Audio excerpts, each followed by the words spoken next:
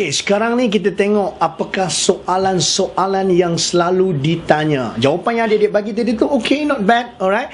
Dan ini adalah 5 soalan yang paling utama yang kalau tak tanya tu memang ada masalah penemu duga tersebut. Alright, okay. So let's take a look. What is the most popular question? Amboi, cakap orang putih. Yalah, kadang-kadang tu, bukan kadang-kadang, memang selalunya interview, it will be in Malay and in English. Alright? Dia akan tanya dalam bahasa Melayu, lepas tu dia akan tanya dalam bahasa Inggeris. Kenapa? Tanya ombak, kenapa? Sebab dia nak test English kita tahap mana. Mungkin kita dapat A dalam bahasa Inggeris, alright, tapi itu tak bermaksud kita boleh berkomunikasi dengan bagus dalam bahasa Inggeris. Okay? Jadi abang mbak nak adik-adik, kalaulah adik punya English sekadar di pinggiran, maksud dia taklah berapa bagus sangat, apa kata adik prepare siap-siap jawapan bahasa Inggeris untuk soalan-soalan yang kita akan share sebentar lagi. Boleh? Alright? Sekurang-kurangnya tak ada lah nanti kita duduk tegagap nak menjawab. Betul? Alright, okay. First question, soalan yang pertama yang selalu ditanya adalah, ceritakan tentang latar belakang anda. Ini lebih berbentuk arahan. Dia minta kita bagi tahu tentang background. Ataupun soalannya adalah, can you tell me about yourself? Jadi soalan ni memang wajib ditanya. Macam mana yang Abang cakap tadi, interview adalah sesi untuk kita berkenal-kenalan. Sesi apa? Berkenal-kenalan antara satu sama lain. Jadi dia nak tahu tentang latar belakang adik. Dan waktu ni lah adik akan bagi tahu latar belakang diri adik, latar belakang keluarga dan juga pendidikan. Yang mana benda ni sangat penting. Adik tahu sebab apa penting?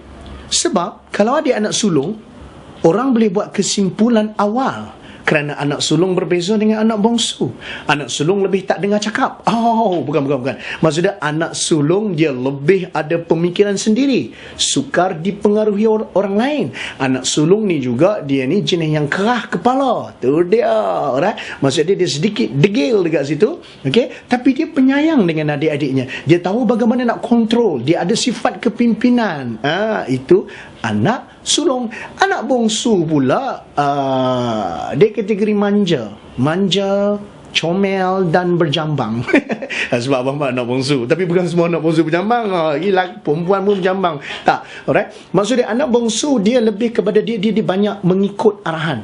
Okay? Tapi di situ leading mungkin dia kurang sikit, leadership mungkin kurang sikit. Tapi tak semua anak bongsu macam tu. Cuma nak bagi tahu, boleh terasa, alright? Cuma nak bagi tahu daripada latar belakang ni orang dah mula buat kesimpulan. Okay? Alright? Tapi tak apa dek, kita mulakan dengan memberitahu begitu supaya benda ni menyebabkan mereka mula kenal kita. Okay? Macam interview kerja. Interview kerja contoh, penting sangat ke result SPM berbanding dengan result universiti? Apa yang dia nak tengok sangat pasal SPM ni? Alright? PMR, UPSR nak buat apa? Sebab dia nak tengok benda betul. Dia nak tengok konsistensi adik-adik. Konsistensi adik-adik semua dalam belajar. Kalau dia tengok awak result PMR teruk sangat, alright, and then result SPM bagus, apa yang berlaku? Di situ adik boleh ceritakan macam mana adik berubah menjadi lebih bagus. Adik ambil tindakan untuk menjadi seorang yang lebih baru, yang lebih hebat. Itu penting sebenarnya. Sebab tu mula-mula latar belakang diri adik cerita betul-betul dan adik prepare awal-awal. Alright? Sebab soalan ni memang wajib ditanya. Dan dik, kalau abang mbak jadi adik, waktu abang mbak ceritakan latar belakang diri ni, abang mbak akan nampakkan, tunjukkan sifat-sifat yang mereka cari. Contohlah kalau nak cari kerja, dia orang nak cari seorang pekerja yang ada sifat kepimpinan. So abang mbak kan highlight yang dulu abang mbak adalah ketua pengawas, ketua biro disiplin, pengurusi sejarah, alright, pengurusi kelab pidato, bla bla bla bla bla, sampai orang kata gila pangkat dan sebagainya. So abang mbak akan tunjukkan supaya dia nampak macam bagus, alright, okay. Sebab itu ciri yang dicari. So waktu ni abang mbak nak nampakkan ciri-ciri tersebut. Dia nak orang yang rajin. Tunjukkan macam mana nak kata kita ni rajin. Alright, okay. Kita mungkin seorang pustakawan contoh, librarian contoh, alright, itu juga akan menunjukkan bahawasanya kita ni seorang yang rajin, alright. Tapi apa pun, kalau abang mbak jadi adik-adik semua, waktu ni awal-awal lagi abang mbak dah tunjuk I am the one you are looking for. Speaking lagi dia. Awak bukan boleh kalau emosi membuat-buat dia jadi speaking, bukan sebab mendaulatkan bahasa Inggeris dah, sebab geram dengan Francis Light. Alright. So itu soalan yang pertama. Ceritakan tentang latar belakang anda. Soalan yang kedua pula, selalunya dia akan tanya, kenapa anda minat memilih kerjaya ini? Soalan ni bukan sahaja untuk mencari kerja, tapi juga untuk beasiswa. Alright. Dan soalan ni dek, Abang Bat pernah dulu interview dengan JPA. Abang Bat apply untuk buat accountancy di UK. Dah Abang Bat dapat dek, dah Abang Bat tolak. Ya Allah, mereka kata belagak betul budak ni. Alright. Abang Bat tolak adalah sebab dia. Okay. Dan antara soalan yang dia tanya adalah, what do you want to do? What do you want to do? Dek, kalau kita terjemah dalam bahasa Melayu, hang nak buat apa? Betul So, Abang Bat mula-mula nak jawab dah, I want to interview lah. Betul Alright. Tapi bila Abang Bat fikir balik dia, Abang Bat kata balik, takkan dia tanya soalan macam tu. Alright. Takkan tak cerdik sangat penemu duga ni. Jadi Abang Bat ingat balik, oh ya, orang putih dia tak tanya what is your occupation, what is your job. Dengar macam tak berapa cantik. Dia akan tanya, what do you do? What do you do? Maksudnya apa pekerjaan kamu? Okay, alright. So bila dia tanya what do you want to do, so Ombat fikir balik, alright. So Ombat kata, I want to become an accountant. Alright. Saya nak jadi accountant. Okay. So soalan dia akan tanya tau, kenapa anda berminat untuk pilih kerjaya tu? Pasal nak jadi accountant? Pasal tak jadi doktor ke, alright, engineer ke, tok kadi ke, alright, cikgu ke dan sebagainya. So soalan ni sangat penting dan cara adik nak menjawab juga sangat penting. Okay. Dan kalau adik nak minta kerja, nak cari untuk kerjaya, dia akan tanya, kenapa anda memilih kerjaya ini? Adakah sebab wang ataupun sebab minat? So kedua-dua situasi adik boleh menggunakan jawapan yang sama, iaitu adik jawab, this is my forte. This is my forte. Forte ni maksud dia, ini memang minat saya gila-gila punya, memang minat saya, memang ni lah dia. Tu dia. Alright, bila kita kata this is my forte, bermaksud inilah dia, my passion. Saya sangat passionate untuk benda ni. Saya memang kalau apa-apa jadi pun memang saya sukalah buat benda ni. Kalau saya tak dibayar gaji pun saya sanggup buat benda ni. Tu dia ayat-ayat tu. Okey, jadi itu perkara yang pertama, cara untuk menjawab soalan macam ni. Okey, dan adik juga boleh cakap bahawasanya saya, kalau boleh, saya nak hidup dan buat benda yang saya suka. Ayat-ayat Abang Bat selalu buat adalah, saya nak setiap kali bila saya bangun tidur, saya buka mata, saya bersemangat untuk buat kerjaya saya pada hari tersebut. Alright. So kita nak bagi tahu bahawasanya ini adalah minat kita, dan kenapa kita nak sangat pilih kerjaya ni, sebab inilah yang kita nak. Setiap kali buka mata waktu pagi, ni yang kita nak buat. Apa? Alright. Dan kemudian jangan lupa kita juga masukkan jarum-jarum yang sangat cantik untuk menampakkan company ataupun syarikat yang kita tengah berdepan tu juga merasakan mereka ni bagus. Kita juga cakap bahawasanya saya pilih kerjaya ni bersama dengan syarikat ni kerana syarikat tuan prestasinya sangat tinggi, dan saya sangat-sangat bertuah sekiranya saya dapat bersama dengan syarikat organisasi tuan ini. Nampak? So dia pun rasa macam, dia puji syarikat aku, no? Alright, okay. So jangan lupa, interviewer, penemu duga kita juga manusia. Jadi kalau kita tahu bagaimana nak bermain dengan minda manusia, insya-Allah kita akan dapat yang terbaik. Okay. So itu soalan yang kedua, kenapa anda memilih kerjaya ini? Okay, wang atau minat? Jawapannya apa? This is Sparta. This is Sparta pula. This is my forte. Itu baru dua soalan. Soalan yang ketiga, tu dia akan tanya, soalan ni sangat-sangat catchy dan boleh memerangkap kita dek. Dia akan tanya, apakah kelemahan anda yang paling besar? Apakah kelemahan anda yang paling besar? Dek, perkara yang tak cerdik yang pertama kita boleh buat adalah bila kita cakap, Alhamdulillah, saya tak ada kelemahan.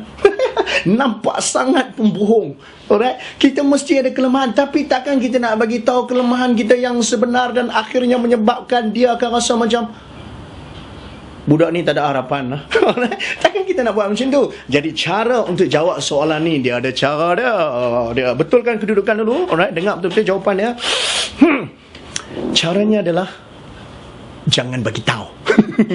Jangan bagi tahu lah. Kalau kita bagi tahu sekali, dia tahulah kelemahan kita dan dia tahulah budak ni tak sesuai. So cara dia macam ni. Bukan nak menipu dia, tapi ini adalah strategi. Apa? Baik, strategi dia macam ni. Adik jangan bagi tahu yang sebenar. Adik cuma bagi tahu satu jawapan yang boleh dianggap sebagai relevant. Alright, okay. Tapi ini cara dia. Contoh dia memang tengoklah result English kita macam tak apa bagus, tapi oleh kerana kita ni nampak macam kurikulum bagus, sukan bagus dan sebagainya, jadi dia nak kita. Cuma sekarang ni dia nak tahu juga kelemahan kita. Jadi adik boleh cakap macam ni, kelemahan saya dalam hidup adalah bahasa Inggeris. Saya agak lemah dalam berbahasa Inggeris, tapi Alhamdulillah sekarang ini saya sedang menguasai bahasa Inggeris dengan menyertai kelas malam. Okay? Tak, first adik jangan tipu. Memang kena pergi kelas malam tu. Cuma abang nak bagi tahu kelemahan dan bagi tahu kita sedang mengatasi dia.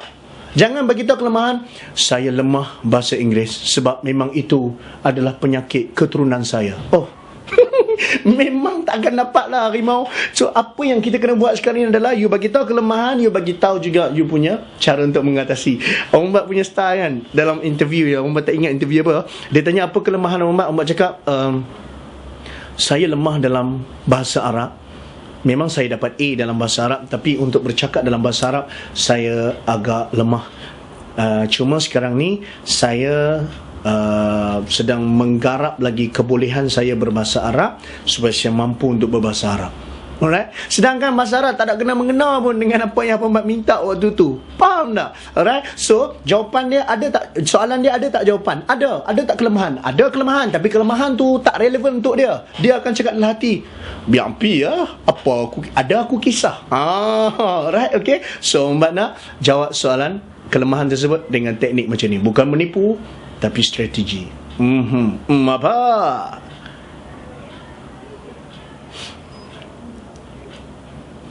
Soalan yang keempat sangat popular moralista.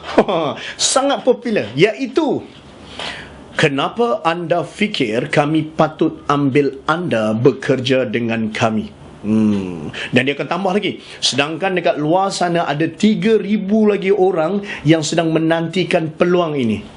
Sedangkan bukan 3,000, 200 orang ya. Alright. Tapi tak apalah, nak bagi nampak company dia hebat. Alright. So dia cakap macam tu. Ataupun beasiswa. Contohnya dia kata, kenapa anda fikir kami patut pilih anda untuk menerima beasiswa ini?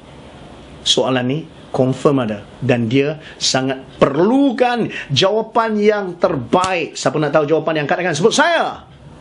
Sekali lagi angkat tangan macam hantu Kak Lima. Abang tak mau bagi tahu. Sekali lagi dek, siapa nak tahu rahsia untuk jawab soalan ni, angkat tangan, sebut saya. Good job. Jawapan dia macam ni. Adik rujuk balik kriteria yang mereka nak. Kalau kerjaya tersebut memerlukan seorang yang bla bla bla bla bla bla bla bla, adik kena cerita balik bahawasanya adik menepati apa yang mereka mahukan. Itu yang pertama. Alright. Kalau beasiswa ni nak orang yang sekian, adik ulang balik, adik memenuhi kriteria tersebut. Lepas tu adik tambah pula dengan bonus-bonus lain. Contohnya adik cakap, result saya seperti mana yang memang pihak tuan nak untuk diberi beasiswa, saya memang dah memenuhi. Tapi dalam masa yang sama, saya juga ada kelebihan dalam bidang 1, 2, 3 dan sebagainya. Adik kena nampakkan macam tu. Kriteria dah disettlekan, tambah ada bonus pula. Kemudian adik boleh ulang perkara yang sama, iaitu adik nak hidup melakukan benda yang adik suka. Dan adik cakap kat dia, bayangkan tuan, bayangkan kalau saya dapat beasiswa ini dan saya menghabiskan pengajian saya dan saya mencapai cita-cita saya dan saya mencapai dan melakukan kerja tersebut bukan terpaksa tapi kerana this is my forte. Tuan boleh bayangkan hasil kerja saya nanti? Tuan boleh bayangkan kualitinya. Dan tuan boleh bayangkan sumbangan yang saya boleh bagi kepada pembiaya beasiswa saya, iaitu organisasi Tuan. Tuan boleh bayangkan apa yang akan berlaku, sumbangan yang saya boleh bagi kepada agama, bangsa dan negara. Nampak tak? Tu dia. Tapi jangan belagak sangat. Okey. Tapi yang pastinya adalah adik bagi tahu bahawasanya mereka kena ambil adik. Okey, adik boleh cakap bahawasanya saya memang sangat-sangat perlukan beasiswa ini, tapi dalam masa yang sama pihak Tuan juga sangat memerlukan orang seperti saya supaya beasiswa ini tidak menjadi sia-sia. Ataupun kalau dalam kerja dan saya sangat-sangat menyanjung organisasi Tuan kerana prestasinya cukup tinggi, company ini sangat berprestij, tapi dalam masa yang sama untuk kekalkan prestijnya, untuk kekalkan kehebatan syarikat ini, saya yakin dan percaya syarikat Tuan perlukan orang seperti saya, orang yang ada tak, dan kerana itu pihak Tuan perlu memilih saya. Tengok mata dia, jangan berkedip dan senyum. Nampak tak? Itu cara dia. Alright, siapa nak belajar lagi? Angkat tangan sebut saya. Baik, soalan yang kelima, soalan yang terakhir. Alright, ini soalan yang Abang Bak pilih daripada soalan-soalan yang popular. Bagaimana anda boleh menyumbang kepada syarikat? Ini dalam kes kerjaya. Bagaimana anda boleh menyumbang kepada syarikat? Baik, benda yang adik kena faham adalah jangan jawab dengan perkataan-perkataan yang longgar, yang loose, yang tak kuat, yang lemah. Contoh, jangan guna perkataan try atau cuba. Saya akan cuba menaikkan lagi sales syarikat. Jangan sebut cuba. Kita cakap dengan penuh firm. Alright? Dan kalau orang yang menemuduga kita orang Islam, kita boleh cakap, InsyaAllah dengan izin dan bantuan Allah, saya akan membantu department sales syarikat Tuan ini melonjakkan lagi jualan dengan menggunakan pengalaman saya dan juga menggunakan teknik-teknik yang sedia ada di syarikat Tuan, dan juga mungkin teknik baru yang boleh saya perkenalkan. Nampak? Jangan sebut saya try, saya cuba. Dan jangan sebut InsyaAllah lah kot. InsyaAllah tu sangat tak kuat. Adik kena jawab InsyaAllah dengan izin Allah dan bantuannya. Nampak tak? Sangat firm, sangat strong. Dan itu menyebabkan orang nampak kita bukan sekadar yakin, tapi kita yakin berlandaskan kepada kebergantungan kita dengan Allah Subhanahu Wa Taala. Apa? Alright. Dan yang penting adalah Abang Bak nak adik tampakkan yang adik ni yakin, tapi jangan overconfident. Jangan kata no problem lah, setakat sale saya boleh buat 8 kali ganda. Jangan dik, jangan. Orang menyampah sangat dengan orang yang overconfident. Orang yang apa? Overconfident. Orang nak orang yang confident, orang yang yakin. Dan adik perlu nampakkan yang adik yakin, yang adik confident. Itu 5 soalan yang sangat popular. Dan apa kata? Jomlah sama-sama kita jawab soalan ni siap-siap. Kita buat siap-siap skrip. Sebelum kita turun daripada bas ni, sebelum kita habis saja perjalanan kita ni, kita dah ada satu set lengkap, perisai soalan cantik punya. Macam apa? Cantik punya. Let's go.